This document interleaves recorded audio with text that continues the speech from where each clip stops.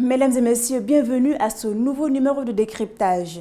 La 54e session de la conférence des ministres africains des finances, de la planification et du développement économique qu'a abrité le Sénégal du 11 au 17 mai 2022 a rassemblé une dizaine d'experts économiques du continent.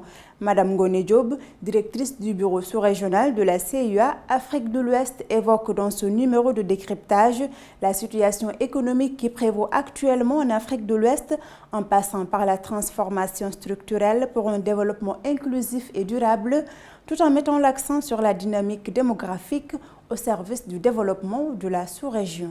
Cette conférence d'envergure internationale constitue une des plus importantes instances de dialogue et d'échange de vues entre les ministres africains chargés des finances, de la planification et du développement économique et les gouverneurs des banques centrales sur des questions liées au programme de développement de l'Afrique. Comment se portent actuellement les économies ouest-africaines? Ce sont des pays qui se portaient bien en termes de croissance économique avant le Covid. Jusqu'en 2019, la plupart de nos pays ont enregistré de manière régulière des taux de croissance positifs. Toutes choses égales par ailleurs, il y a une sorte de stagnation de l'économie, à l'instar de la situation économique mondiale. Et dans un contexte marqué par une géopolitique, une géostratégie tout à fait spécifique.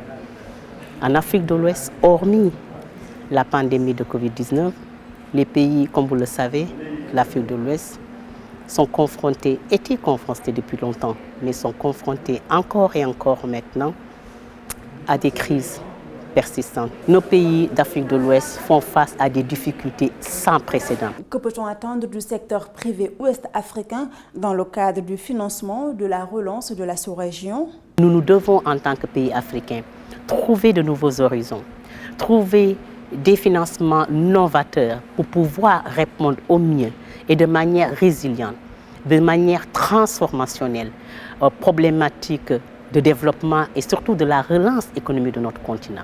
C'est donc tout à fait important pour que pendant cette conférence, qu'on puisse réunir tous les acteurs et non des moindres, le secteur privé. Nous allons de fond en comble réfléchir sur ces problématiques-là. Quels sont ces besoins de financement? Que devrions-nous faire maintenant en tant que pays africains?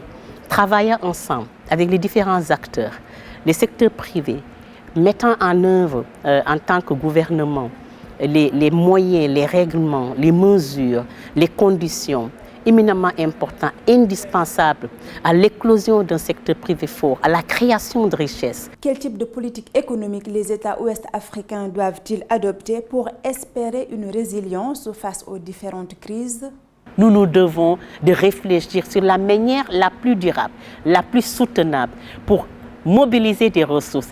Et donc, pour ce faire, ces trois éléments, je vais parler de trois éléments majeurs qui seraient des portes d'entrée ou des ancrages nous permettant de pouvoir identifier des réponses en termes de mobilisation des ressources et partant des réponses en termes de politique économique et de mise en œuvre de ces politiques économiques qui dépendent et qui incombent au gouvernement et aux acteurs. En se focalisant sur les besoins de financement spécifiques des pays d'Afrique de l'Ouest, quelles stratégies innovantes proposez-vous pour y répondre? Les stratégies innovantes pour l'Afrique de l'Ouest ne sont pas très différentes des stratégies de celles des autres pays du continent, les autres 4 régions. Tous les agents économiques qui ont les moyens et qui sont taxables doivent payer les taxes. Vous savez, en Afrique, il y a plus de 300 pension funds, des fonds d'assurance, des fonds de pension, de retraite, etc., qui sont là, qui ne sont pas exploités. En Afrique de l'Ouest, c'est beaucoup moins, mais en fait, on a une bonne partie que nous devons identifier. Cet argent-là, c'est une source novatrice qui permettrait de répondre à certains besoins de financement, qui permettent de réduire le gap de financement dont j'ai parlé. Et il y en a également tant d'autres, par exemple les flux financiers illicites. L'objectif principal du bureau sous-régional de la CUA en Afrique de l'Ouest est de contribuer à la transformation structurelle pour un développement inclusif et durable dans la sous-région.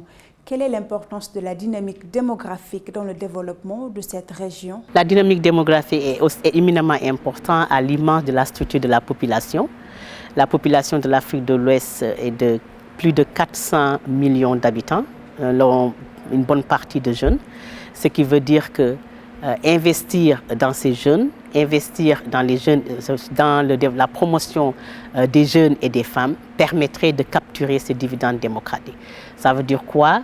La population assez importante, la structure de la population assez importante pourrait être transformée en une opportunité en investissant dans le capital humain. Donc si on investit dans l'éducation, la santé, la création d'emplois et la gouvernance économique inclusive, c'est les 4 piliers de dividendes démographiques, ça pourrait contribuer et propulser un développement économique de nos pays. Peut-on dire que les gouvernements ouest-africains tirent pleinement parti de la transformation digitale? Grosso modo, je dirais que les pays ont investi dans l'économie numérique. Ça commence à porter ses fruits. Pourquoi? Parce que maintenant, même le commerce numérique s'est développé dans plusieurs pays. Le coût de la communication téléphonique ou la communication d'une manière s'est fortement réduit grâce au numérique. Il y a énormément d'efforts qui ont été faits. Des investissements ont été faits ça et là. Des plateformes digitales ont été créées pour faciliter l'entrepreneuriat des jeunes, l'entrepreneuriat des femmes, la production locale. Ça demande beaucoup d'investissements encore et qui dit investissement dit également financement important.